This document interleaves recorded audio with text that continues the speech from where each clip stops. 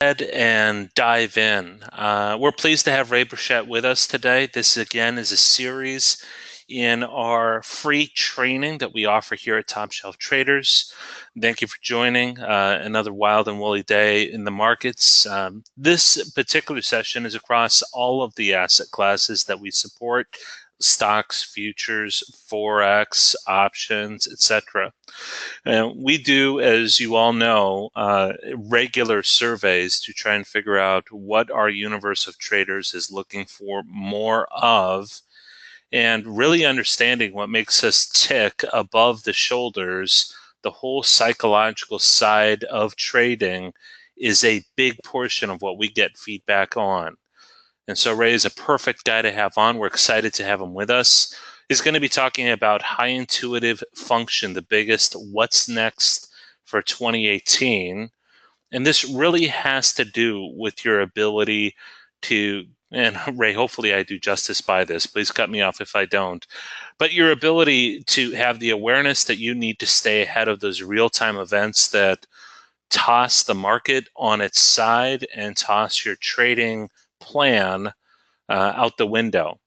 So Ray, if you've heard his name before, is very well known in the field and working with traders across the board. We're thrilled to have him here today. And by all means, if you have questions, please let us know. Go ahead and throw it in the questions box. I'll man the questions box. And then this session is being recorded and will be posted. We'll be sure to send you a follow-up with a link to the recording, as well as to any offers or specials or resources that Ray passes along. So without further ado, Ray is well established. He is the designer and the founder of Intuitive Development Training, and he has been working with traders across the board for quite some time. So I'm sure he'll tell you a little bit more about himself.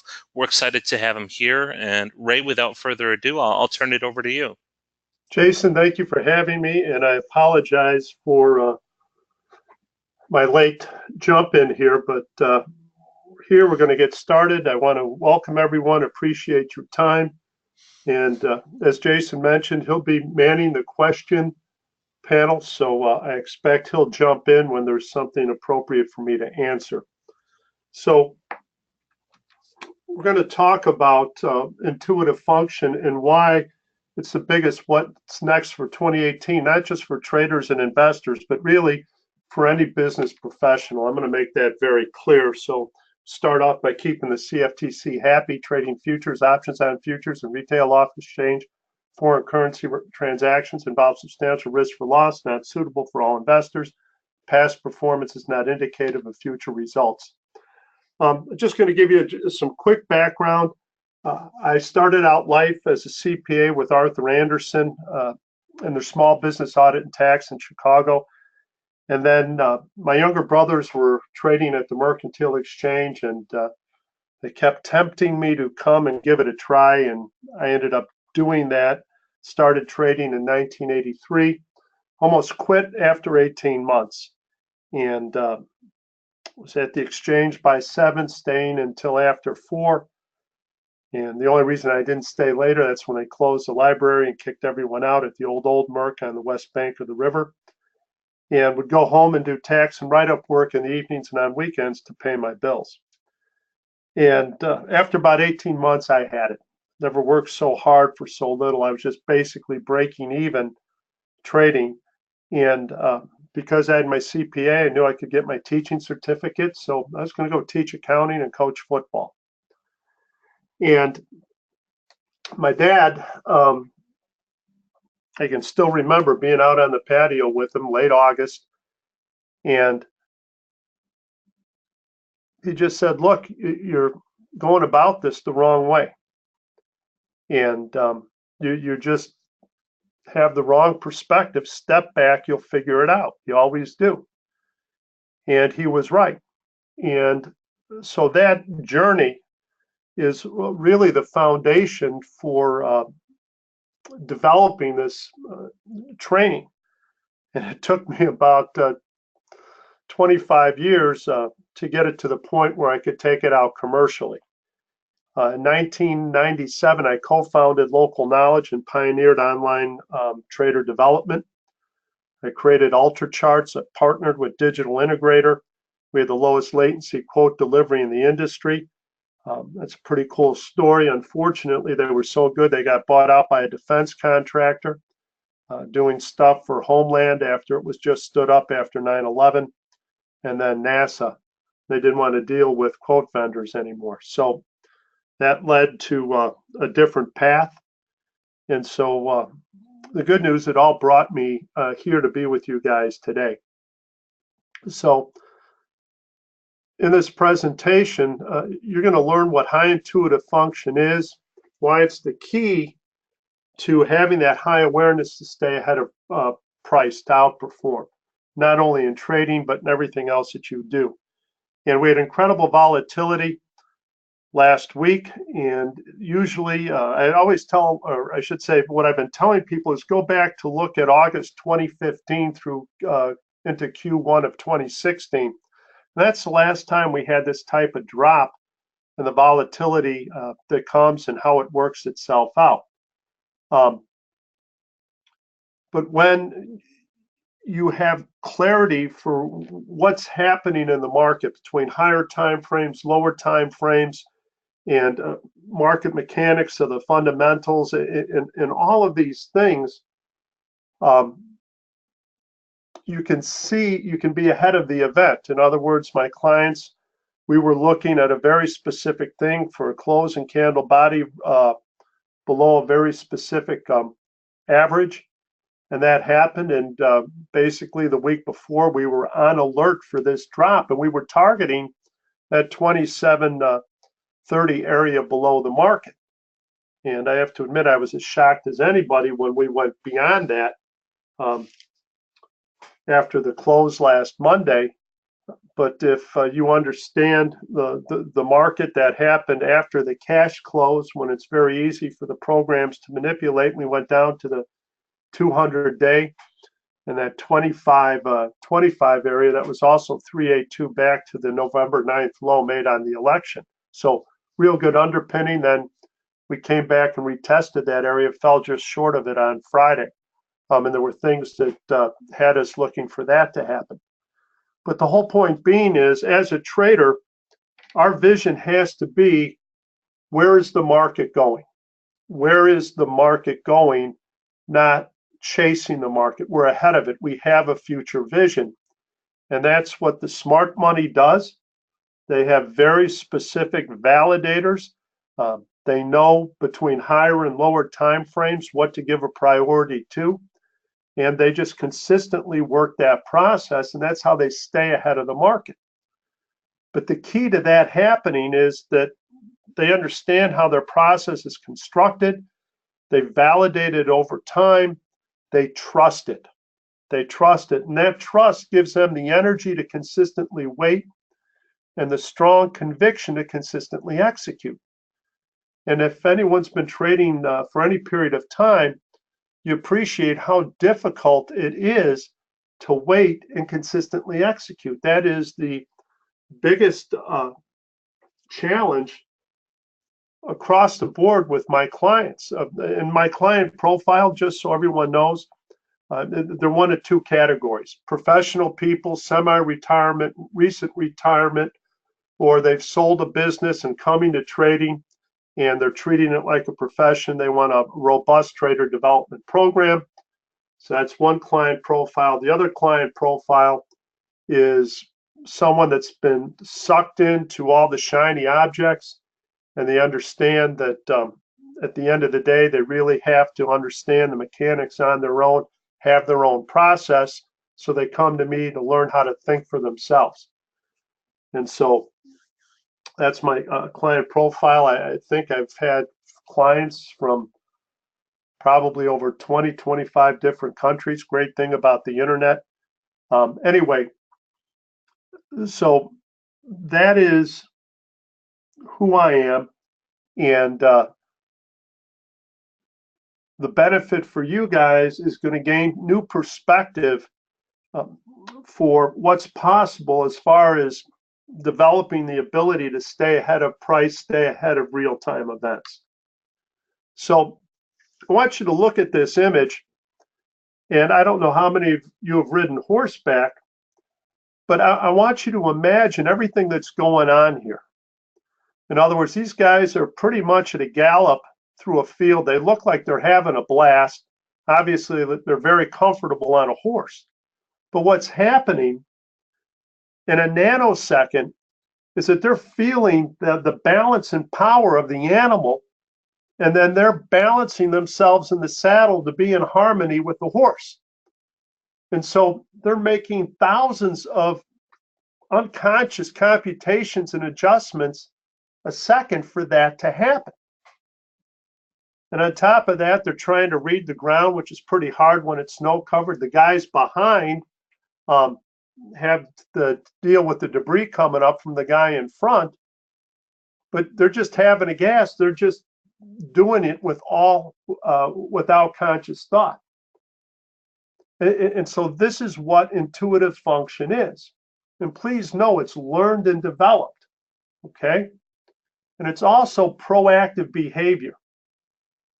In other words, these guys are looking ahead. They're not looking at where they're at. They're looking at where they're going, just like an athlete. And so that's what we have to do as traders. We have to look ahead where we're going, not where we're at.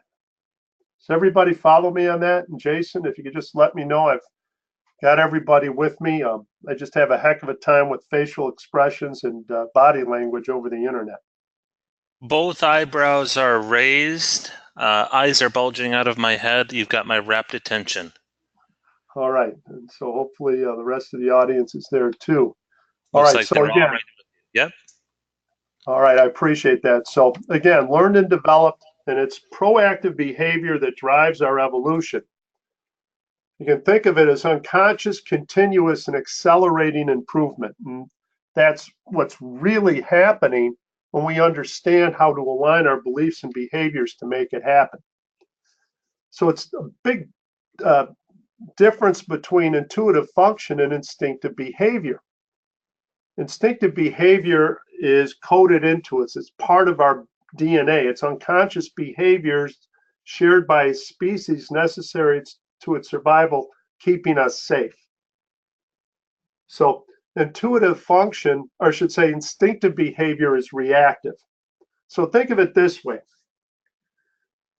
When you are overwhelmed by the market, you're behind, right? You go into survival mode. Instinctive behavior takes over, right? Intuitive function is proactive behavior. We keep looking ahead. We're the predator, if you will, okay?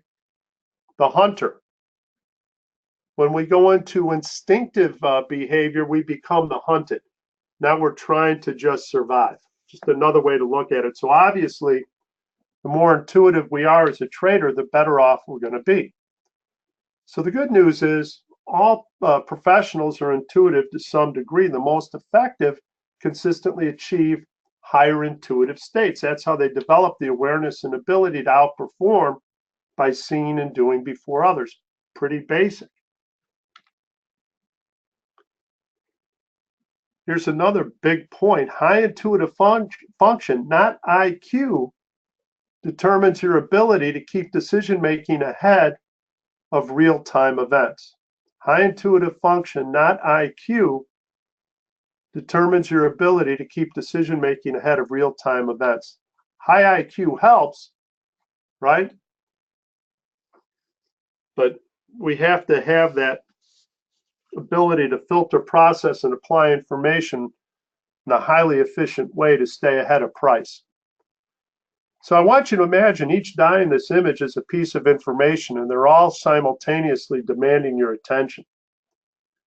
Now I want you to imagine that they're flying out at the screen at you at about 30 miles an hour. You're pretty close, so that would be pretty fast, right? So now I want you to imagine that you can protect yourself, because right now, you know, we're probably losing eyes and teeth and getting our cheekbones and nose broken.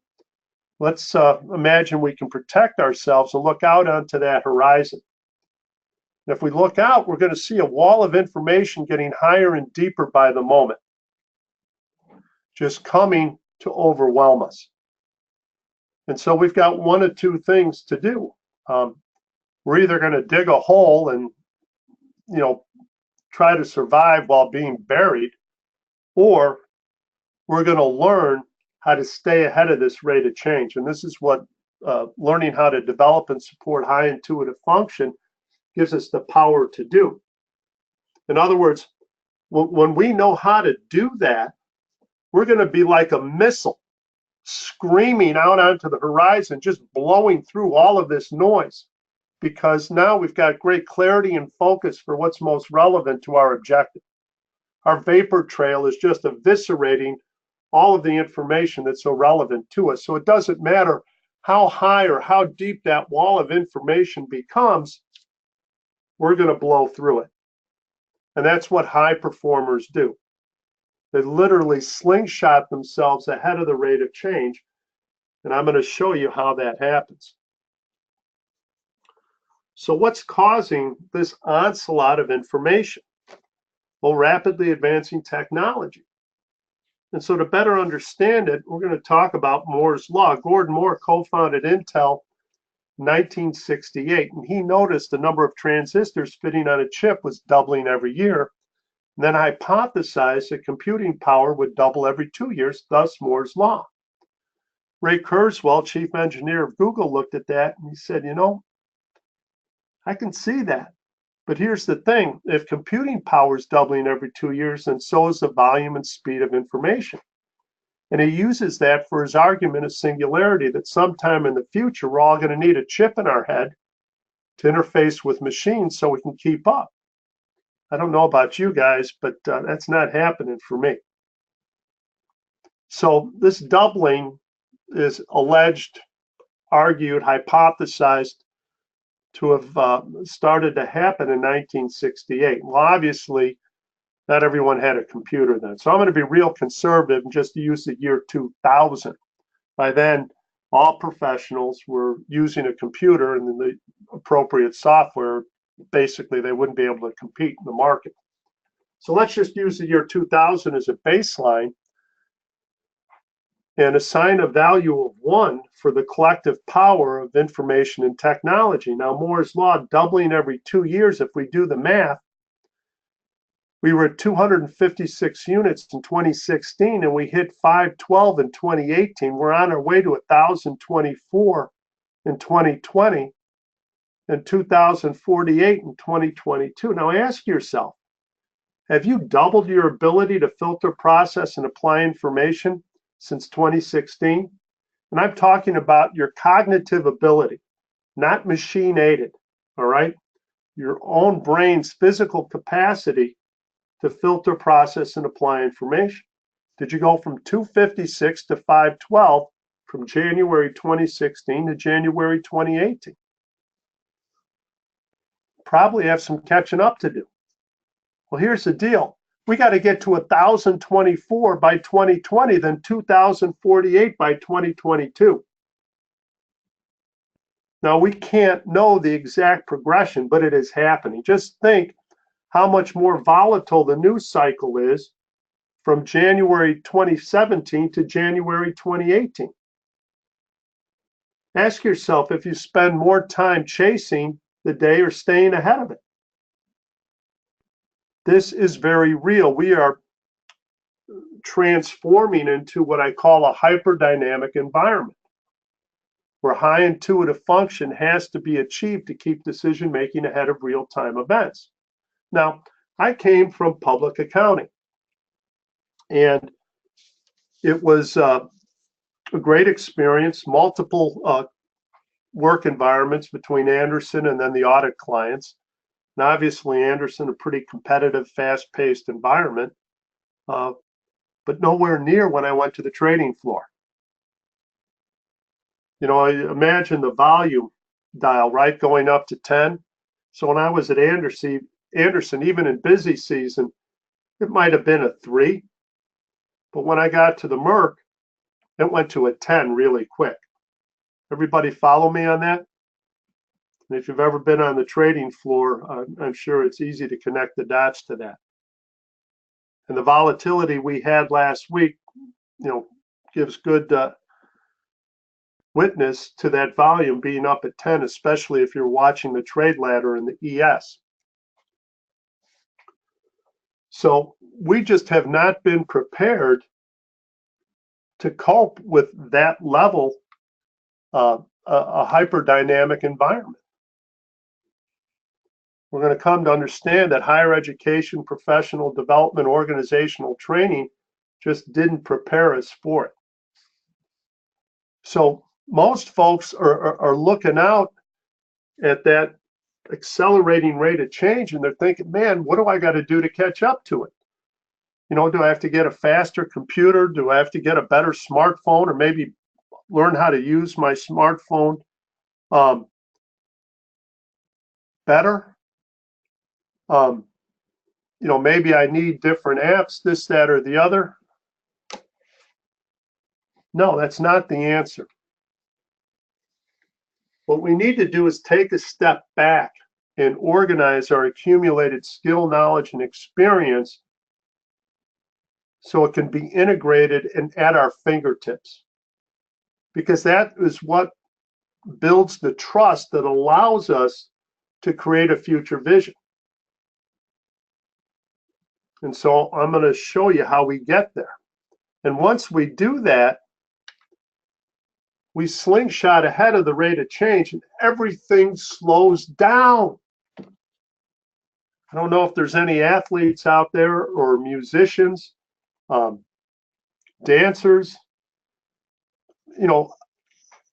Imagine your peak performance where you were so, some people call it in the zone, right?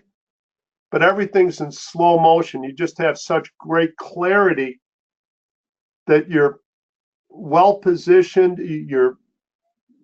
Everything is just right there and you're nailing it, right? And so as a musician or performer, we can rehearse and get there because we know what's coming. As an athlete, we have a pretty good idea. We know that, the rules, the dimensions of a soccer field, a football field, baseball field, basketball court, hockey rink, right?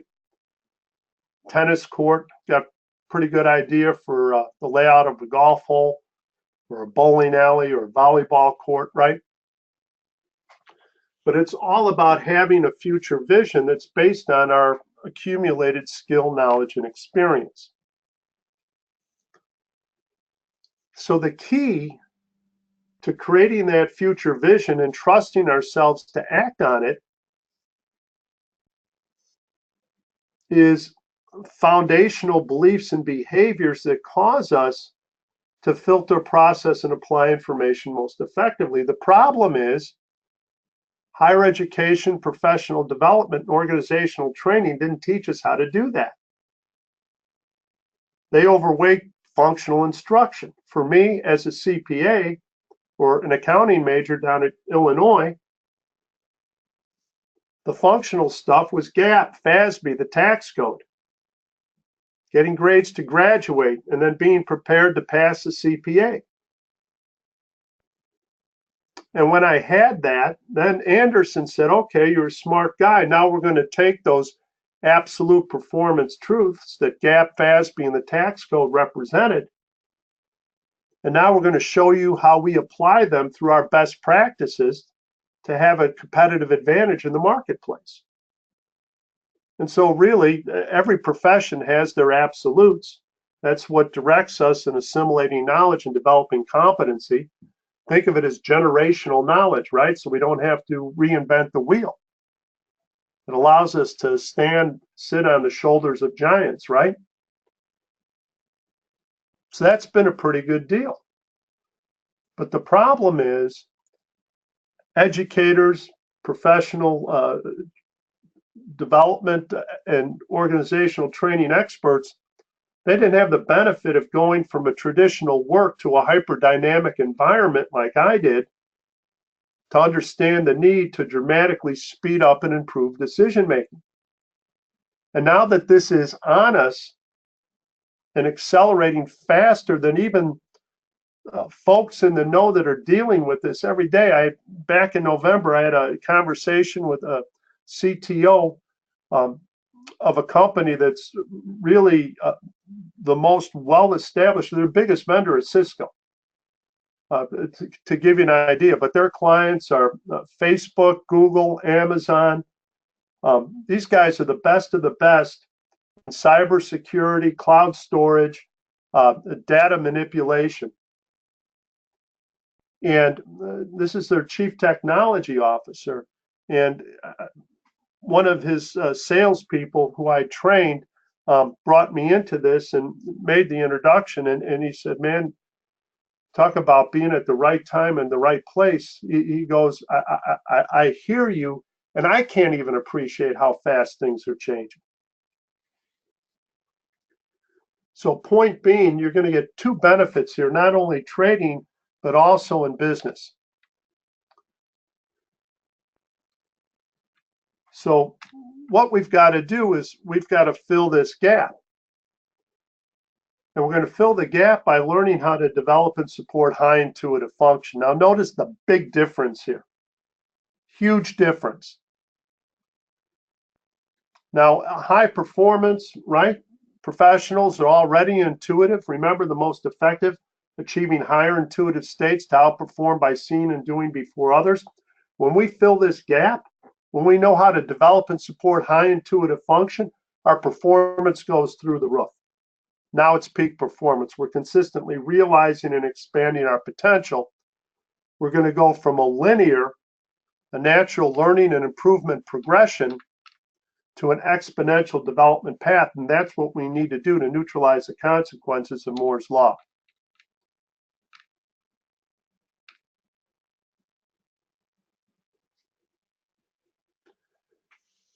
And so some really cool things happen when we fill this gap.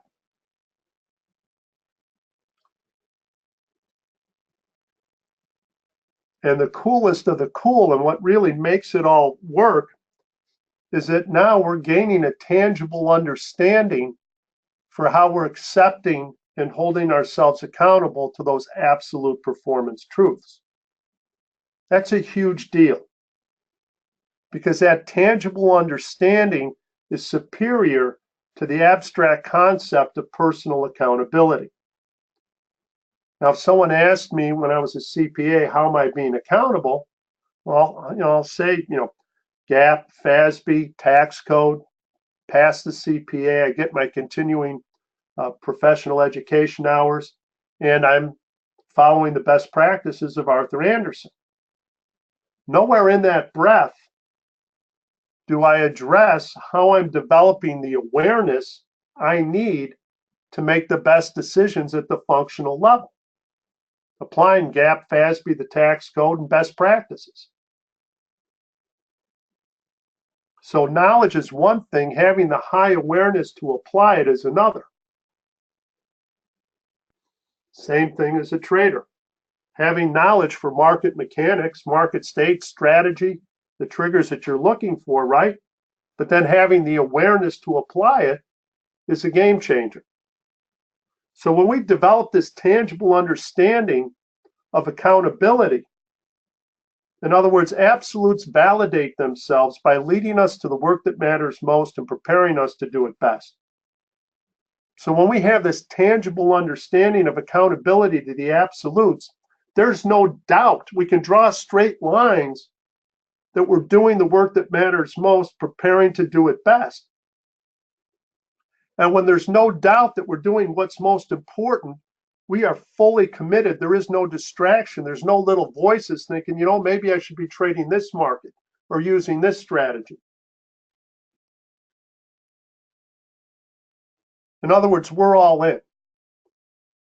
And imagine how much greater focus we have for the gaps that we have to fill in our ability to do it, how that just accelerates development performance. And how that effort makes our intentions to supporting our development performance highly transparent. In other words, we're trusting ourselves more and more and more. Our behavior is becoming more and more consistent. We're getting the feedback to make more timely and effective adjustments. Continuous, unconscious, accelerating improvement.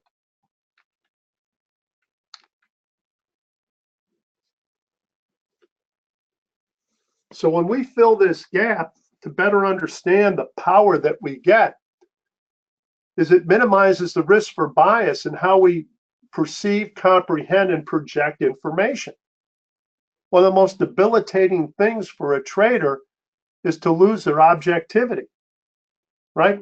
All we want to do is be able to consistently identify when the market is overbought or oversold. And we get rewarded when we buy the market when it's oversold and when we sell the market when it's overbought. That is our function as a trader, to bring price back into equilibrium.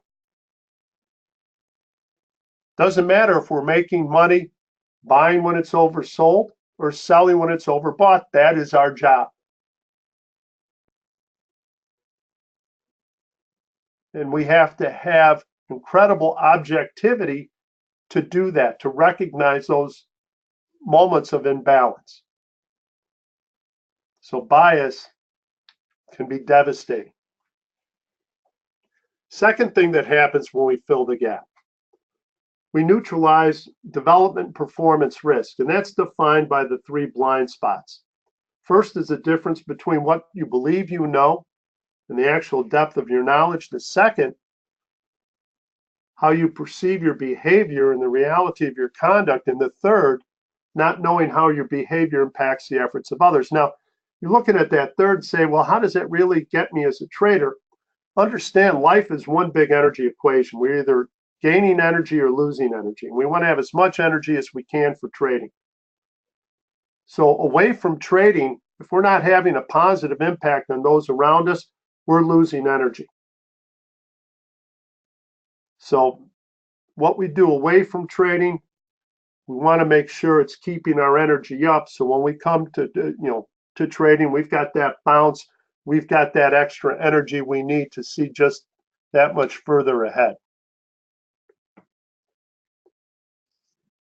And so it is through this tangible understanding of acceptance and accountability to the absolutes that we're minimizing risk, neutralizing development performance risk, I should say minimizing risk for bias, neutralizing development performance risk. And again, this tangible understanding is building that strong self-trust that's giving us the energy to patiently wait for the market to align, that strong conviction to consistently execute. All right, so I'm going to go a little bit deeper on this and try and connect the dots a little bit more. So development, again, takes place at 2 levels: higher education, professional development, organizational training. They've all been at that functional level. They've forgotten this foundational level. So I'm going to talk about driving the car to give you an example of foundational development. And this is something we can all relate to. When you think about it, we started experiencing those gentle G-forces of acceleration, deceleration, left turn, right turn in our mother's womb, right? And we come into the world, and depending upon your age, I know they didn't have car seats when I was born back in 1959. But anyway, you get to that point where you're big enough to look over the back of the front seat. You start developing that time-space relationship, unconscious awareness for how the car's operated. So by the time you get to be 15, 16 years old, go for your license, it happens pretty quick, right? As long as we get a chance to drive from A to B and back again, to validate our ability to operate and follow the rules, we start driving intuitively before too long. So the foundational development is understanding the rules of the road and then observing how consistently they're followed by other drivers.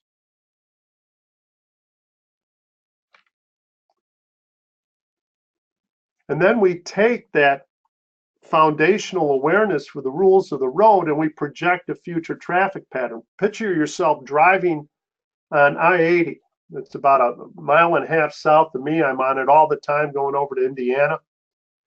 And it's 5, 6 lanes in some places. And the slow cars and trucks are going at 70 miles an hour. And the ratio of trucks to cars is about 2 to 1 trucks. It's absolutely crazy. So the only way we get by in that environment is we have to project a future vision, future traffic pattern. And we're unconsciously doing that. And then that future traffic pattern is causing us to make unconscious functional adjustments, the lane that we're traveling in and how fast that we're going.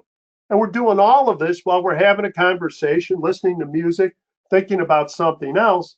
And then all of a sudden, boom, we take evasive action to avoid an accident. Now we become aware of what we just did. That's a real powerful example of high intuitive function. And again, we start learning that really when we're in our mother's womb when it comes to driving the car. So for a trader, foundational development is embracing and assimilating beliefs and behaviors that optimize decision making and execution. And then that foundational performance is achieving high intuitive function through the alignment of those beliefs and behaviors.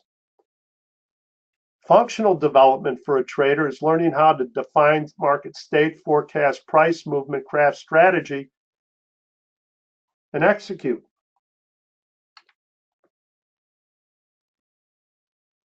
And functional performance is applying high intuitive function to anticipate and validate triggers, signaling alignment and strategy, and ensure attended execution. So let's go back to last week's volatility. Anyone who was looking at the market and trying to figure out what it was doing was getting killed. Okay?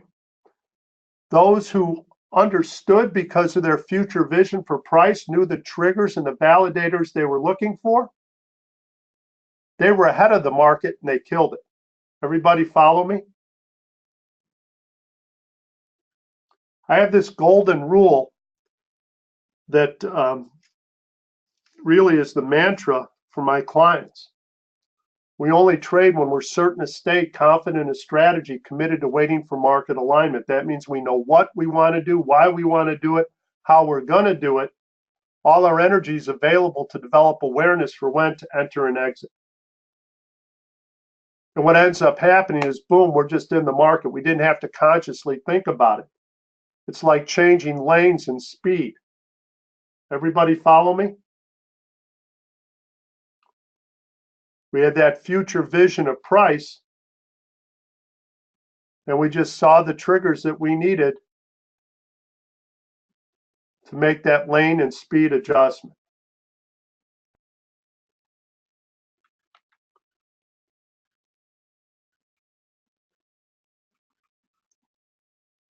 And so again, why are we able to just unconsciously move in and out of the market? Because we trust ourselves. We know we're waiting for intelligent risk.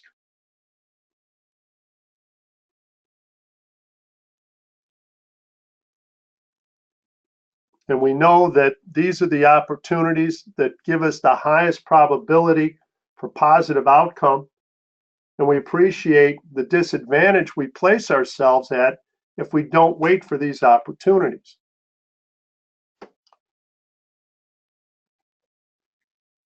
So this gap now is filled by the internal cognitive engine that optimizes decision making and execution. And this is what I teach my clients how to build, take care of, and add horsepower to. And the training, it's about 6.5 hours of on-demand instruction with about another 12 to 14 hours of homework. That's phase 1 and 2, if you will. You can knock it out over a weekend or in the evenings in about a week's time. And then once that piece is done, then we start this 90-day reflection cycle that really tunes the engine to your specific needs to ensure practical application.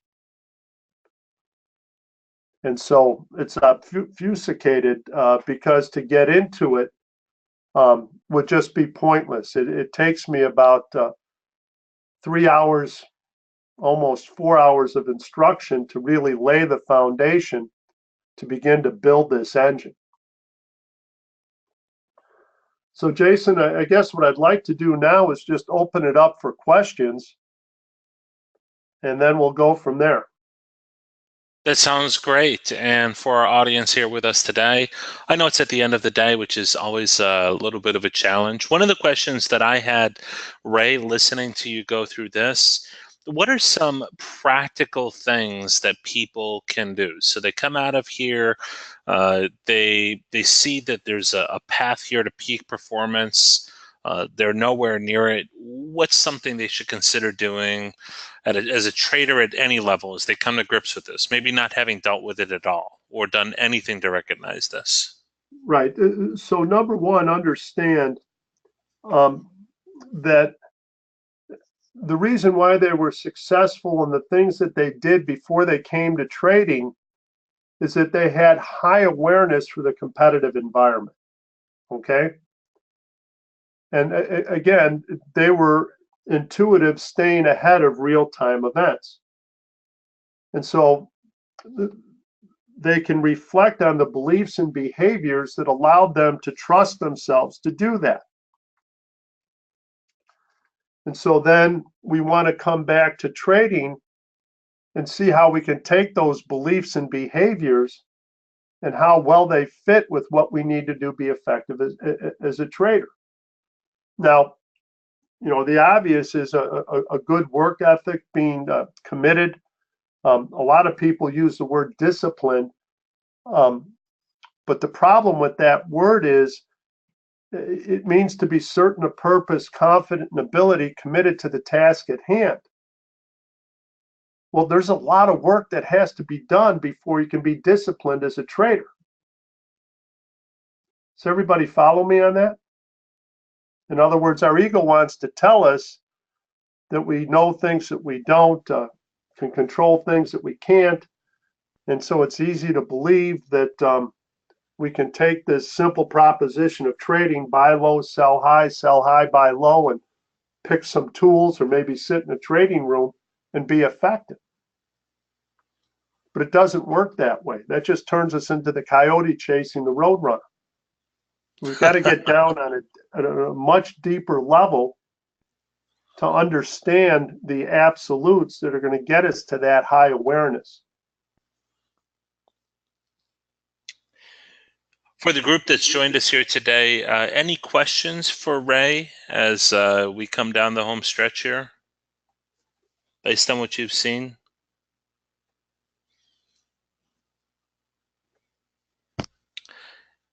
Ray, do you have an example or two of some of the best practices that you might suggest someone zero in on? So if you come to appreciate that you've got some performance truths that you have to deal with, what are some of the things that you can do to advance?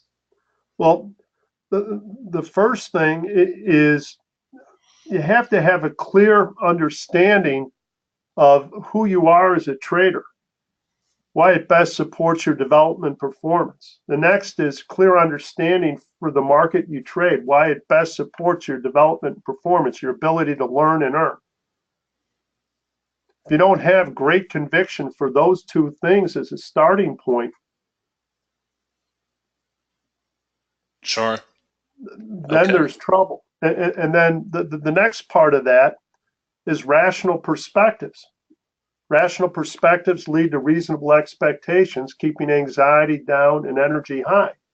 Irrational perspectives, unreasonable expectations, and we sabotage ourselves. So some of the things that we need to understand is that losses are ordinary and necessary as part of trading. We need to be 100% accountable for everything that happens, no matter what it is. We chose to do this. No blaming the broker, the platform, The The market, market being irrational, yeah. it's, you know, there's not a mass conspiracy against the retail trader. And what happens is the retail trader, another thing, a way they sabotage themselves, they don't understand who they're competing against in the market. In other words, they don't understand the strengths and weaknesses of the institutional, high freak, fair value, and other retail traders. And so one of the very first things they need to do is work those out and then work their own strengths and weaknesses against those. And at the end of the day, our trading strategy becomes our strengths against their weaknesses. And that's one of the things that I teach my clients to do in the advanced training. And then another big part is that you'll come to trading and you'll have one idea of who you're going to be as a trader, and you get into it and you find out that you're not aligned for that. You're aligned for something else. That's okay. You just have to have the humility to adjust. Another mistake traders make is they measure their performance based on their P&L. That is a wicked roller coaster that you don't want to be on. You want to measure your performance based on your ability to consistently make good decisions. Analyzing the market, identifying if it's the higher or the lower time frames, controlling then the triggers, and then prioritizing the triggers. So you know what you're waiting for. You're meeting that golden rule. You're certain, confident, and committed. All your energy is available to develop awareness for when. Got it. Okay. And then the final piece where traders, again, put themselves, or I should say aspiring traders put themselves at a great disadvantage, is it really takes, and this is what I call comprehensive development support. I'm with my clients every morning from 8 to 8:30 live online. They get my chart book every evening before 10 o'clock. Think of it as a daily briefing for the overnight session. It takes me about 2 hours to put it together. Then I'm with them again on Sunday evenings from 7:30 in a Sunday evening review where we look back and look forward and have an extended period for Q&A. In other words, they're getting the guidance, the reinforcement, and the ability to have that Q&A in real time, and that's what it takes. Program's a year long. I tell people you've got to give yourself at least a year to begin to understand and put all of this stuff together. There's so many moving pieces. We have another quick question here from Mark, and he's just asking very specifically, and if you've covered this already, Ray, my apologies for raising it again.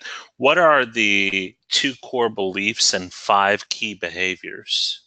I get into those in the training itself. There would be no point in me talking about them without laying a foundation, because what will happen is that these are familiar and you'll comprehend them based on your current perspective, what you've programmed yourself to believe them to be.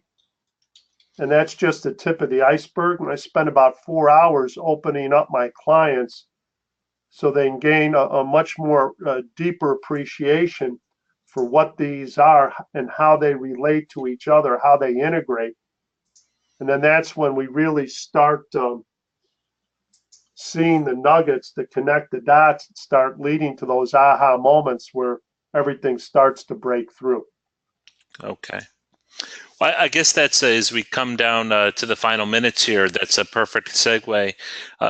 If someone wanted to work with you and better understand this and go through the training, how can they work with you? Is there a way to get started? Yes. So this is the layout for basic training. Again, it's all of my stuff is available on demand through our learning management system, so you can get started right after you sign up. And again, the basic training, it's the phase 1 and 2 can be completed over a weekend or in the evenings in about a week's time. And you'll take away the understanding, knowledge, tools to build, take care of, add horsepower to this internal engine. And then phase 3 is a 90-day reflection cycle that teaches you how to fine tune it, put it into practical application. And the third Saturday of every month, I do a live online review beginning at 8:30 where you come back in, get your questions answered. And that's basic training. Then the advanced training has the daily interactions. That's the second level.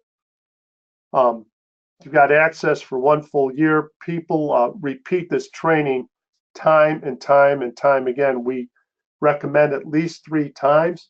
I've had folks do this live with me when I used to do live online trainings multiple times. They've come from as far as Dubai and Singapore to do the training live with me here in Chicago. That's how powerful it is. I've had elite military professionals, Top Gun graduates that went on to become a Blue Angel. He was a Marine pilot, first Marine to be the solo pilot for the Blue Angels, and he was just amazed. His last gig in the Navy, he was a naval strike warfare instructor. After all of, the stuff that he did, it was F-18, Top Gun, Blue Angel, right? So elite of the elite, and he was just amazed that he didn't receive this training as part of his military and Blue Angel stuff. I've had SEALs and Delta Force guys with stuff that I've done for Homeland go through this and with the same thing, just be amazed. And in fact, we've got 2 proposals into the DoD right now. Anyway, write down this coupon code, all caps BASIC 250. You can go to trust1st.com and use that coupon code BASIC 250 to get the training reduced for $447. And then at Trust First, you'll see the other options there. And then there's always my contact information, which is rhbltrading@sbcglobal.net, 708-309-9346. And as a special added bonus, I'm also will give you permission to the non-trader version of this, and the details for that at the otherai.com. That's a $497 value. So if you purchase basic training, you'll get access to ethics and performance training, which is the business professional version, for free. So it all starts by going to trustfirst.com, purchasing basic training using that basic 250 code at checkout. Fantastic. Okay, and for those of you that are here, we had a few folks that had to leave a little bit early. We'll go ahead and email all of these links as well as a recording of this session out, so we can ensure that everyone gets it. Ray, thank you very much. I know we're coming down here to the midpoint of the hour, 5:30 Eastern, 4:30 Central. Thank you very much for joining us. Any final closing comments before we let everyone go? Jason, again, I just appreciate the opportunity. I want to thank everyone for trusting me with your time. And I guess the last comment I'll make should be pretty obvious. No matter who we are or what we're doing as a professional, we have to neutralize the consequences of Moore's Law. There's no way around it. So don't beat yourself up over it. Just do it. And I'm here to help you get started. And again, the longer you wait, the harder it is going to be to be able to remain relevant. I don't say that to fearmonger or intimidate. It's just the reality. When you break it down and think it through, that's where it's at, period. Okay, perfect. Well, we'll leave it there. Ray, thank you again. We look forward to working with you again, and thank you for joining us. Those of you that spent your afternoon with us here on a Monday, good luck trading. Let's have a good week trading. Look for our next event. We'll send an invite out for that, and also the follow-up email to this one. Have a great day, Ray. Have a great day, everyone. Thank you very much. Jason, thank you. Of course. All right, everyone. Take care.